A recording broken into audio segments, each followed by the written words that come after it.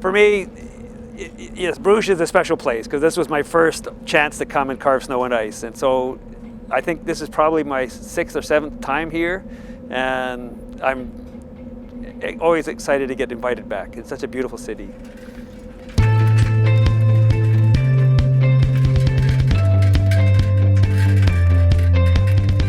It's a major undertaking from the ice being first manufactured to the kind of specifications we want. And then, of course, building this big freezer to contain the temperature, because we really want to work -10, that's ideal. And then assembling the whole team from all over the world, flying here. It's quite an organization, you know, so there's a lot goes on even before the artists start working.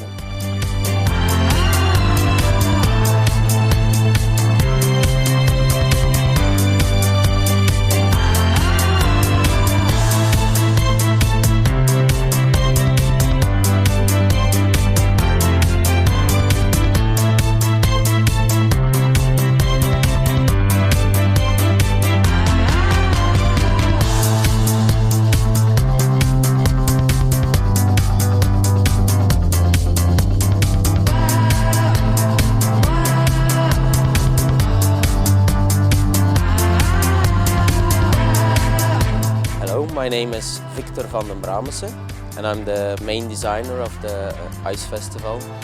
Well, the planning of the tent was, there were a couple of ideas, things they wanted it to do in the ice.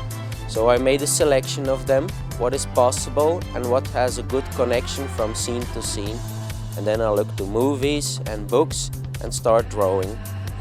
Working with all those great people, those energetic, creative people, and then your idea to transform that and they translate it into the ice, that's a wicked feeling.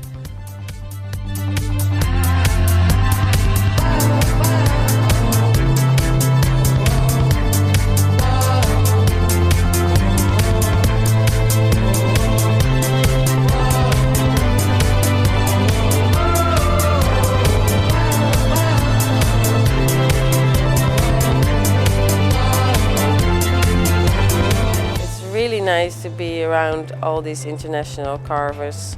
The exchange of different culture, different approach to carving, but they're all friends. The first thing that happens the day you arrive is all like hugs and big cheers and how have you been? Working together with these sculptors from all over the world is just in itself a wonderful experience. But the magic of actually carving the ice, the sound of the ice, you know, aside from the machines and things that make a little noise, just when it gets quiet and you're carving the ice and the ice falls on the floor and it tinkles like bells, I mean, it's just, there's nothing that compares to it. It's just absolutely fabulous.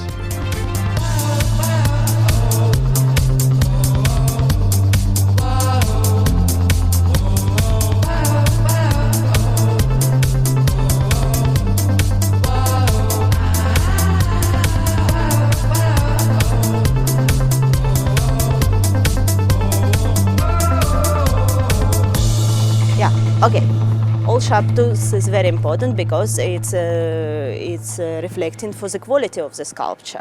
My favorite is chainsaw.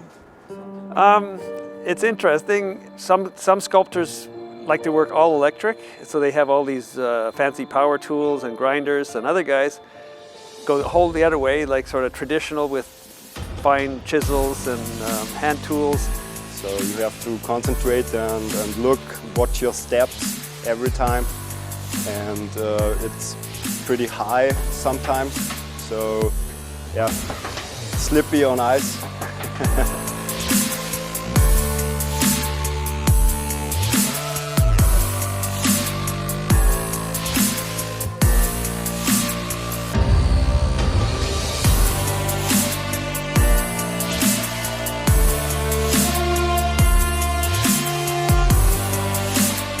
Yeah, when you're working, it's very important to know how the light works with the material, because it makes a big difference for a result in the end. With ice, you have the quality of glass, you have the crystalness, you have all these different ways to play with color and light, but it's sort of invisible. So it's very challenging to execute it in a way that still comes across to the public. I also like the fact that it's something you can work with really quickly. You know, take a few tons of frozen water and turn it into something quite attractive very quickly.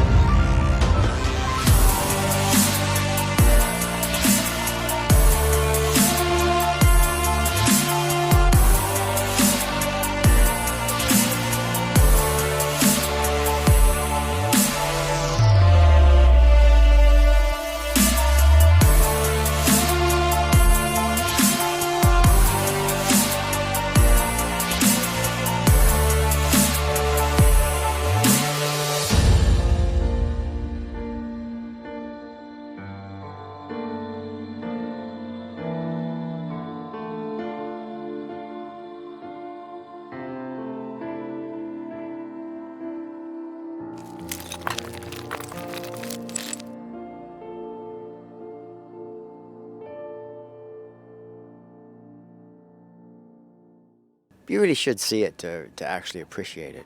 You know, talking about it is one thing, but actually experiencing it is something completely different.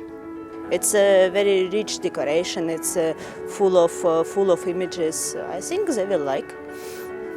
I hope.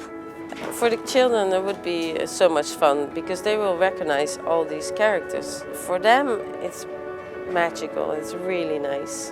I think for the public, just to see all this executed in ice, the combination with the lighting, the whole scene, as long as you're warmly dressed, you're going to love it. I know you will.